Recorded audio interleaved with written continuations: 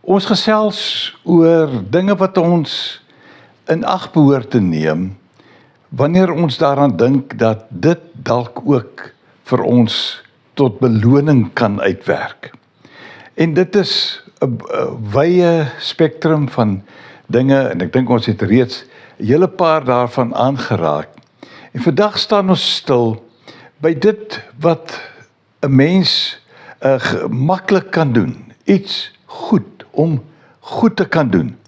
En in hierdie gedeelte gaan dit daaroor dat dit nie eintlik saak maak wie jy is en waar jy vandaan kom nie. In Efesiërs 6 vers 7 tot 8 skryf Paulus: Al is julle slawe, doen julle werk met lus, soos vir die Here en nie vir mense nie.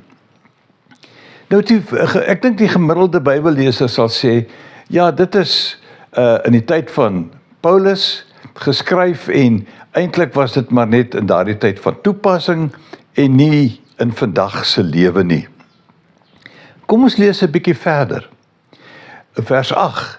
Julle weet tog dat die Here elkeen sal beloon as hy iets goeds doen, of hy nou slaaf is of vry. Nou, hierdie herhaling van die slaaf teenoor iemand wat vry is sekerlik ook nog van toepassing in vandag se lewe. Die terminologie mag 'n bietjie anders wees. Ons weet mos, daar is nou nie meer iets so slawerny in die wêreld waar ons leef nie. Maar as mens hierdie term slaaf vervang met 'n werker, want dit is tog maar wat hy was. Hy het vir iemand gewerk. En die term van 'n vryman is dan die werkgewer, die teenoorgestelde. Dit is die werker teenoor die werkgewer. En dit is presies waar ons onsself vandag bevind. Maar dit is nie eintlik die belangrike saak nie. Dit gaan oor beloning as ons iets goeds doen. Of ons nou werkers is en of ons nou werkgewers is.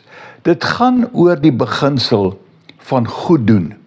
Goed doen aan mekaar, goed doen aan ander, en goed doen aan iemand wat niemand van weet nie. Maar die feit is, daar is beloning vir ons elkeen as ons bereid is om iets goed vir iemand anders te doen. Ek dink daar word te min gemaak hiervan. Miskien moet ons 'n bietjie kyk of ons nie 'n beter geleentheid of meer geleenthede kan benut om goed te doen nie. Kom ons doen dit en loop mooi.